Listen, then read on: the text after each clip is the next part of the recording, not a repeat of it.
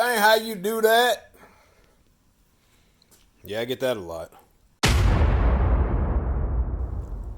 What's going on, guys? Theo's on the block, back again in the garage. 67 Chevelle, Project Motivation. Time to put some glass in the ride.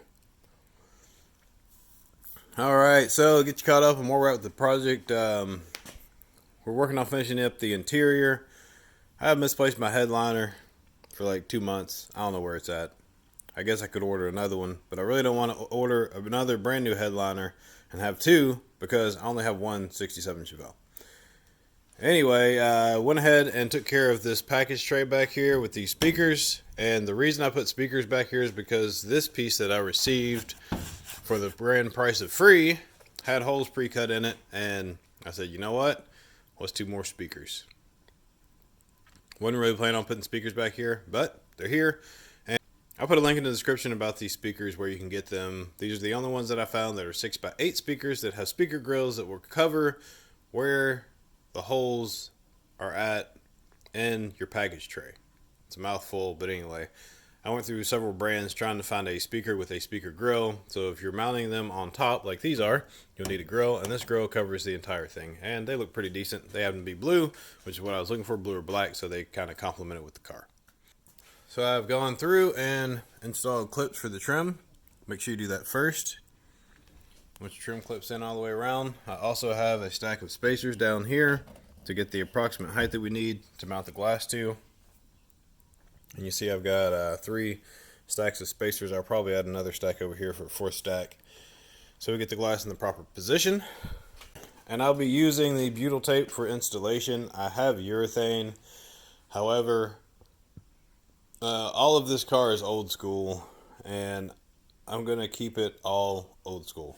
Minus the wheels. That's the only thing that's not. But those are easily unboltable, and you know the deal.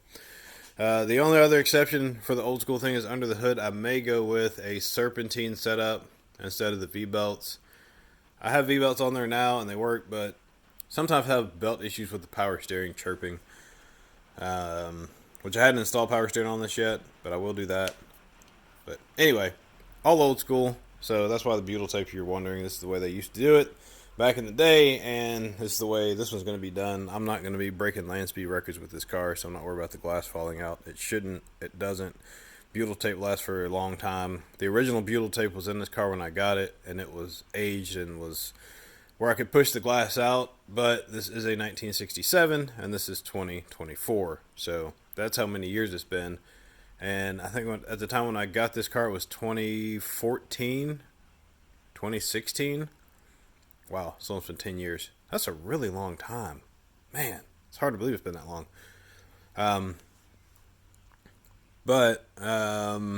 Yeah, it definitely had several years on it. So, 30, 40 years of just being baked in the sun and everything else. So, yeah, this'll last plenty long enough for what I'm going to be using the car for. It's mainly going to be stored in the garage anyway, except for car shows, of course. And not a trailer queen, but the reason I keep it in the garage is because it's less to clean up before the car show. Anyway, alright. I'm going to go ahead, set the camera on the tripod. We're going to get this butyl tape on here and then get the window in the back of the car, because once the glass is in, I can get this thing back out of here. Alright, butyl tape installation is pretty straightforward. It's raining outside, so if you hear the pitter patter on the roof, that's what it is. Nothing I can do about that.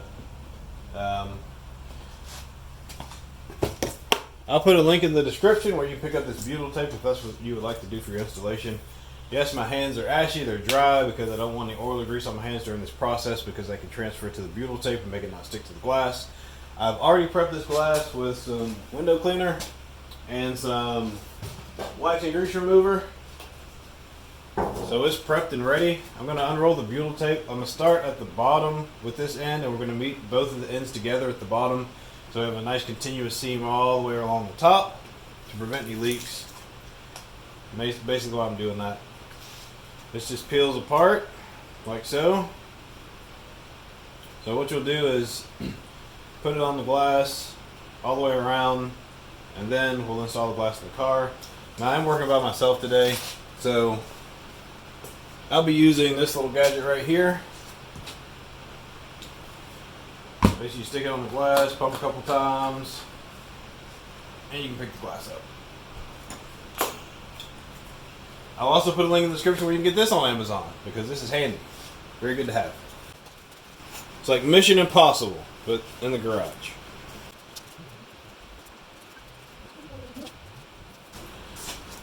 Now what I'm doing is just running my finger right along the edge here, just to keep the butyl tape pulled back within the outer bounds of the glass.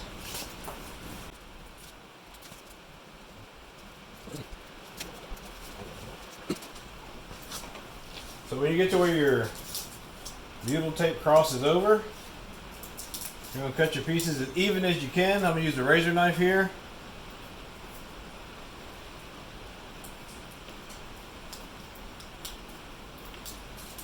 And then just kind of mash them together, push them together like you would some Play-Doh.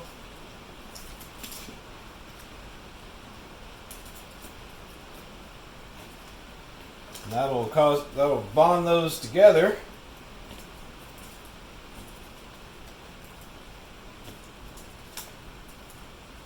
Go ahead and peel that off of there, but I'm actually going to peel this off once I get my suction cup on the other side. I've got to flip this over in order to put my suction cup on, because this is going on the face side of the car, or the inside of the car, and the suction cup goes on the outside. So I'm going to flip it over, and then once I get it flipped over, I'll take this tape off before I apply it to the vehicle.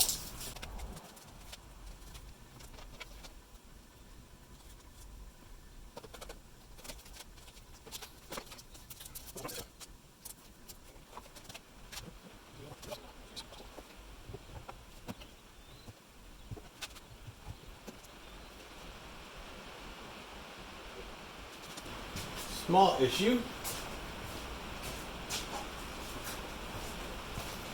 which has quickly turned to a big issue.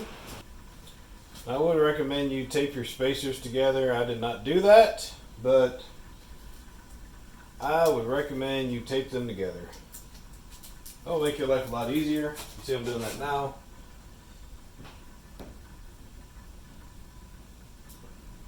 My stack moved just a little bit. Didn't move a lot. It's not the end of the world, but I would recommend you tape your spacers together. Make your life a little bit easier. You probably only need spacers on the outside edges. Now I'm checking my distance all the way around the window. I did not use a witness mark with tape. I will do that on the front. It's supposed to be nice and warm later today, so I'll roll the vehicle outside and let the sun bake on that. And that will help this window fall in this proper place. I'll leave those spacers in there.